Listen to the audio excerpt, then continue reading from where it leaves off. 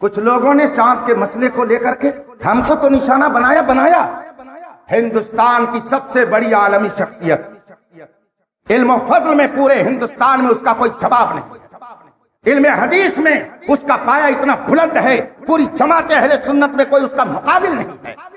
فن فقہ میں وہ ایسا دوررس رکھتا ہے شعور کہ جب علماء بیٹھتے ہیں تو وہ جب فقہی گتھیاں سلجھاتا ہے تو لوگ حیران و پریشان ہو جاتے ہیں کہ اللہ اکبر، یہ 80 سال کی عمر میں اس قدر قوت حافظہ رکھنے والی ذات، یہ اللہ کی امانت، اللہ کی نعمت ہے. ایسے لوگوں کو جب لوگ منہ چڑھائیں، ایسے لوگوں پر تبرہ کریں تو اہل حق کی ذمہ داری ہے کہ ان کا دفاع کریں. پورے ہندوستان کی سب سے بڑی شخصیت کا نام اس وقت شہزادے صدر الشریعہ، محدث کبیر، سلطان الاساتذہ علامہ ضیاء المصطفیٰ صاحب قبلہ قادری دامت برکاتہ العالیہ ہے، جو ہندوستان کے نائب قاضی القضات ہیں. آپ اور حضور تاج الشریعہ علیہ رحمت و رضوان، جو پوری دنیا میں مذہب حق کی اشاعت کے لیے دن رات ایک کیے ہوئے تھے. حضور تاج الشریعہ رحمت اللہ تعالی علیہ فرماتے تھے کہ علامہ ضیاء المصطفیٰ قادری یہ تنہا ایک فرد کا نام نہیں ہے، یہ تنہا ایک انجمن کا نام ہے، علم کی ہمیں اکیڈمی کا نام ہے. جامعۃ الرضا کے اسٹیج پر لاکھوں کے مجمع میں ان کی حفاظت کے لیے دعا کرتے. آج بھی میں کہتا ہوں پورے ہندوستان میں حضور محدث کبیر جیسا محتاط عالم کوئی دوسرا ہو جو اس عمر کا ہو، 88 سال کی عمر کو پہنچنے کے باوجود مسائل شریعہ کو سلجھانے کے لیے جو دن رات ایک کیے رہتا ہو، اگر کوئی آپ کے درمیان ہو تو میرے سامنے لے کر کے آئیے. ایسی ذات کو نشانہ بنایا جاتا ہے کہ انہوں نے جھوٹ گواہی لی ہے. معاذ اللہ رب العالمین، توبہ استغفر اللہ. اور کون لوگ یہ بات کہتے ہیں جنہوں نے آج تک شہر میں علاوہ سونے کے اور اپنی درسگاہ میں بیٹھ کر کے تبرہ کرنے کے کوئی کام نہیں کیا؟ وہ لوگ اس طرح کی باتیں کرتے ہیں. جب وہ لوگ کریں گے تو عوام کی زبان کھلے گی، تو سب کی ذمہ داری انہی کے سر جائے. جمعہ کے روز اس سے پہلے ایک صاحب نے اپنی تقریر میں کہا کہ میں نے کئی لوگوں سے فون کر کے معلوم کیا، گھوسی کا مطلع صاف تھا، ابر آلود نہیں تھا، اور جب مطلع صاف ہو تو 2-4 لوگوں کی شہادت کچھ نہیں ہے، جمع کثیر چاہیے، جمع غفیر چاہیے، کثیر لوگ چاہیے، تب جا کر کے ان کی بات معتبر ہوگی. اور اپنی تقریر میں انہوں نے کہا کہ میں نے گھوسی سے معلوم کیا ہے اور نام لیا اس میں 3 یا 4 لوگوں کا کہ ان سے میں نے معلوم کیا گھوسی کا مطلع صاف تھا، اور جب مطلع صاف ہو تو اعلیٰ حضرت فرماتے ہیں کہ 3-4 لوگوں کی گواہی سے کچھ نہیں ہوتا، لہذا جو 4 لوگوں نے وہاں گواہیاں دی وہ غلط ہے اور وہ فیصلہ غلط ہے. جب وہ فیصلہ غلط ہے تو خلیل آباد میں جو شہادت لائی گئی وہ بھی غلط ہے.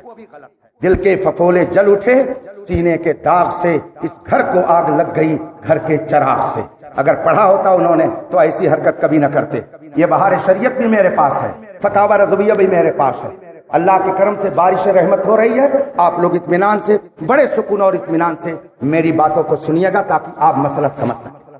اور جو لوگ اس طریقے کی باتیں کرتے، میں نہیں چاہتا تھا کہ ان کا علمی قد ناپوں کہ وہ کس قد کے ہیں علمی اعتبار سے، لیکن جب ہمارے اکابر کے خلاف اس طرح سے جھوٹ باتیں پھیلائی جائیں گی قوم میں تو وہ کسی طبقے سے تعلق رکھے اسے برداشت کبھی نہیں کیا جا سکتا ہے. انتشار پیدا کرنا، قوم کے اندر الجھاؤ پیدا کرنا، یہ علماء حق کی شان نہیں ہوتی ہے. یہ بدعقیدوں کا طریقہ ہے جس پر کچھ لوگ اپنے بھی چلنے کا کام کر رہے ہیں. یہ میرے پاس بہار شریعت، اتفاق سے اس کے بھی مصنف اور رائٹر حضور محدث کبیر کے والد گرامی گویا صدر الشریعہ علامہ امجد علی صاحب رحمت اللہ تعالی علیہ کے شہزادے ہیں محدث کبیر علامہ ضیاء المصطفیٰ صاحب. ان کو گویا بہار شریعت یاد نہیں جو گھر میں لکھی گئی ہے، باپ نے لکھی ہے. اور مجھے خود محدث کبیر نے بتایا کہ جب میرے ابا جی گھوسی میں بیٹھ کر کے بہار شریعت لکھتے تھے تو جتنا لکھتے تھے میری والدہ اس کو یاد کر لیتی تھی زبانی، اور آ کر کے ہم لوگوں کو وہ مسائل میری والدہ بتایا کرتی. جس کے علم و فضل کا اور جس کی دینداری کا یہ علم ہو، اس پر ایسے لوگ نکتہ چینی کریں جو کبھی مسجد کے مصلی کے بھی کھڑے ہونے کی صلاحیت نہیں رکھتے، ایسے لوگ تبرہ کریں. یہ بہار شریعت میرے ہاتھ میں، اور جو مسئلہ چاند کا ہے میں اس کی وضاحت کر دوں تاکہ آپ لوگ اگر کسی شک و شبہ میں مبتلا ہیں تو آپ اس کو اپنے ذہن سے نکال لیں. مسئلہ سن لیجیے, بہت غور سے سنیے گا. چاند کے سلسلے میں رمضان کا مسئلہ الگ ہے اور 11 مہینے کے چاند کا مسئلہ الگ ہے. پہلی بات, رمضان کے چاند کا مسئلہ الگ ہے اور 11 مہینے کے چاند کا مسئلہ الگ. ایک بات. اور دوسری بات آپ یہ سمجھ لیجیے, مطلع صاف ہونا اور چیز ہے اور آسمان کا صاف ہونا اور چیز. دونوں میں فرق ہے. مطلع کا مطلب ہوتا ہے چاند کے طلوع ہونے کی جگہ جہاں سے چاند نکلے, اور آسمان کے صاف ہونے کا مطلب یہ ہے کہ کہیں بھی آسمان صاف ہو. تو مطلع کا صاف ہونا اور ہے اور آسمان کا صاف ہونا اور, یہ فرق ہے. اگر چاند کا مسئلہ آ جائے 29 شعبان ہو, 29 شعبان ہو, رمضان کا چاند دیکھنا, اب یہ دیکھا جائے گا کہ مطلع صاف ہے کہ نہیں. اگر مطلع صاف ہے, وہاں پہ بادل نہیں ہے اور چاند رمضان کا دیکھنا ہے, 29 شعبان کو چاند دیکھا جا رہا ہے, مطلع صاف ہے. غور سے سنیے گا, مطلع صاف ہے اور چاند رمضان کا دیکھا جا رہا ہے, تو بہار شریعت میں یہ لکھا ہوا ہے کہ اگر مطلع صاف ہے اور رمضان کا چاند ہے تو زیادہ لوگ چاہیے جو یہ بتائیں کہ ہم نے چاند دیکھا, تب چاند کی گواہی مانی. مطلع صاف ہو, رمضان کا چاند ہو, 29 شعبان کو دیکھا جا رہا ہے, بالکل صاف تھا, تو اب زیادہ لوگ چاہیے, تب ان کی بات مانی جائے. مگر اب سنیے آگے, 29 کا چاند, شعبان کی 29 تاریخ رمضان کا چاند دیکھنا ہے, لیکن ایک آدمی زمین پر سے نہیں بلندی سے دیکھ کر کے آیا اور اس نے قاضی کے سامنے گواہی دی. ایک آدمی نیچے سے نہیں اوپر سے دیکھ کر کے آیا اور آ کر کے گواہی دی کہ میں نے چاند دیکھا. تو مطلع اگر صاف ہے اور ایک آدمی نے رمضان کے چاند کی گواہی دے دی اور یہ کہا کہ میں نے نیچے سے نہیں اوپر سے دیکھا ہے جا کر کے, تو اب مسئلہ آپ سن لیجیے. ایک صورت ہوئی. دوسری صورت یہ ہے, مطلع صاف ہے, رمضان کا چاند دیکھنا ہے, 29 شعبان ہے, لوگوں نے دیکھا, لیکن ایک شخص جنگل بیابان سے جہاں سے کلیئر دکھائی دیتا ہے آسمان مطلع, وہاں سے دیکھ کر کے آیا اور کہہ رہا ہے کہ میں نے چاند دیکھا, اور وہ بھی شعبان کے موقع پر, 29 شعبان کو رمضان کے چاند کے سلسلے میں کہہ رہا. یہ 3 صورتیں ہوئی جو میں نے آپ کے سامنے رکھ دی. مطلع صاف, سب لوگوں نے نیچے سے دیکھا, مطلع صاف, ایک آدمی بلندی سے آ کر کے دیکھ کر کے کہہ رہا, مطلع صاف, اور ایک آدمی جنگل بیابان سے چکیل میدان سے آ کر کے کہہ رہا کہ میں نے دیکھا. یہ 3 صورتیں ہوئیں. اب مسئلہ سن لیجیے آپ جو بہار شریعت میں لکھا ہوا, اگر مطلع صاف ہو تو جب تک بہت سے لوگ شہادت نہ دیں چاند کا ثبوت نہیں ہو سکتا.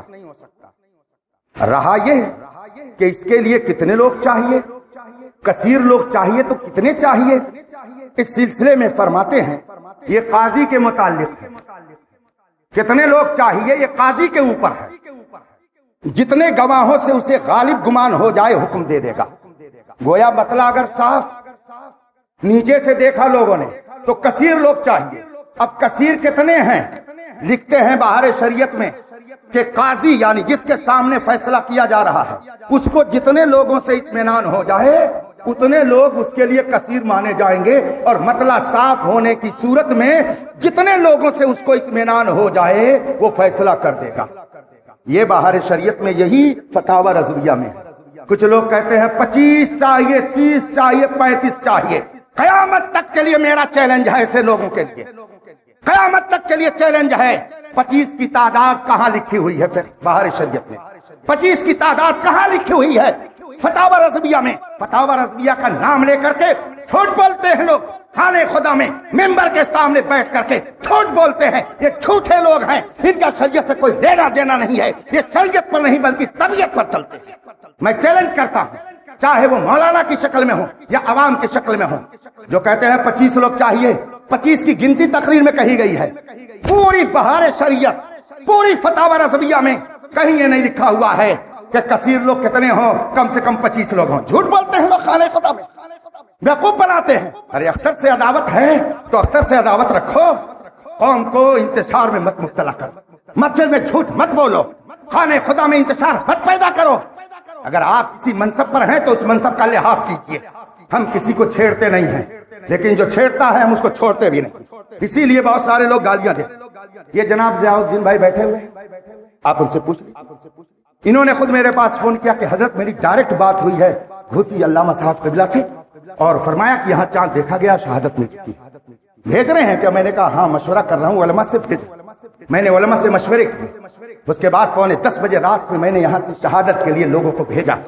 گاڑی سے لوگ گئے اور وہاں سے باقاعدہ حضور محدث کبیر کے ہاں سے تحریر لے کر کے آئے، کتاب القاضی جس کو کہا جاتا ہے، وہ شہادت لے کر کے آئے. 3 علماء نے یہاں آ کر کے شہادت دی. اس کے بعد پھر چاند کا اعلان کیا گیا. اگر کوئی نہیں کر سکتا ہے تو اس کی اپنی مرضی ہے، لیکن اسی بہار شریعت اور اسی فتاوی رضویہ میں ہے کہ اگر قاضی نے اعلان کر دیا تو سب پر واجب ہو جاتا ہے کہ اس کے مطابق عمل کریں. اس لیے میں یہ کہتا ہوں فتاوی رضویہ کی روشنی میں جنہوں نے جمعرات کو روزہ رکھا انہوں نے عید کے دن روزہ رکھا، اور عید کے دن روزہ رکھنا حرام ہے، حرام ہے. اس دن عید کرنا واجب ہے. جن لوگوں نے یہ نہیں کیا وہ گنہگار ہوئے.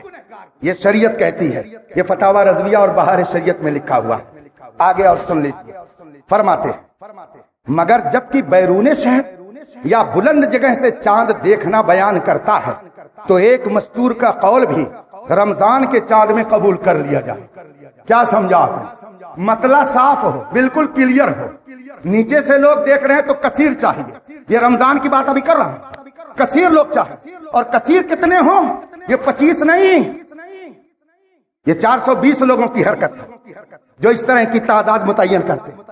جتنے لوگوں سے قاضی کو اطمینان ہو جائے اتنے لوگوں کے بیان پر وہ فیصلہ کر دے گا. جب مطلع صاف ہو، لوگ چاند نیچے سے دیکھ رہے ہیں. رمضان کے بارے میں فرماتے ہیں کہ ایک آدمی گیا بلندی پر، مطلع صاف تھا، اور وہاں سے دیکھ کر کے لوگوں نے آ کر کے کہہ دیا. تو اب ایسی صورت میں فرماتے ہیں کہ ایک آدمی بھی اگر آ کر کے اوپر سے نیچے کہہ دے تو اس کی بات مان لی جائے اور فیصلہ سنا دے. اللہ تبارک و تعالی ہمیں اس پر عمل کی توفیق عطا. میرے بھائیوں، وقت بہت زیادہ ہو گیا ہے، مسئلہ اور بھی بیان کرنا، جسے جو کچھ پوچھنا آپ لوگ مطمئن رہیں. جو چاند کا مسئلہ بتایا گیا ہے وہ شریعت کے مطابق ہم نے کیا ہے. پورے علماء کرام کو جو بھی اس سے اختلاف کرتے ہیں، میری ان سے مؤدبانہ گزارش ہے وہ میرے پاس آ جائیں، علماء کے درمیان بیٹھ کر کے اس مسئلے کا حل کر لیں. انتشار پیدا نہ. یہ میں نے اس لیے بیان کر دیا تاکہ آپ مطمئن رہیں. جو جمعرات کو شہادت لائی گئی وہ شہادت معتبر، وہاں جو چاند دیکھ کر کے شہادت لے کر کے فیصلہ کیا گیا وہ معتبر. اس لیے آپ حضرات اس تردد میں نہ رہیں کہ جمعرات کو جنہوں نے کیا وہ غلط کیا. جو لوگ روزہ رکھنے اور قضا کرنے کا حکم دیتے ہیں وہ شریعت سے ناواقف اور نابلد ہیں. میرا ان سب کو چیلنج ہے. پورے شہر کے جتنے مولانا لوگ اس بات کو کہنا چاہتے ہیں کہ روزہ جمعرات کو قضا کرنی ہے، ان سب کو میرا چیلنج ہے. چیلنج کیا کروں گا، میں کمزور آدمی، لیکن ان سب سے میری گزارش ہے کہ وہ بیٹھ کر کے آئیں اور اس مسئلے کا حل وہ کتاب و سنت کی روشنی میں سمجھا دے. اگر ان کی بات صحیح ہوگی تو مجھے تسلیم کرنے میں کوئی اعتراض نہیں ہوگا، میں اعلان کر دوں گا. اور اگر شریعت کی بات صحیح ہے جو میں عرض کر رہا ہوں تو کم از کم قوم میں انتشار نہ پیدا کرے، وہ توبہ کر کے اپنے آپ کو خاموش رکھے. اللہ تبارک و تعالی ہمیں اور آپ کو دین پر عمل کی توفیق عطا فرمائے. وآخر دعوانا ان الحمدللہ.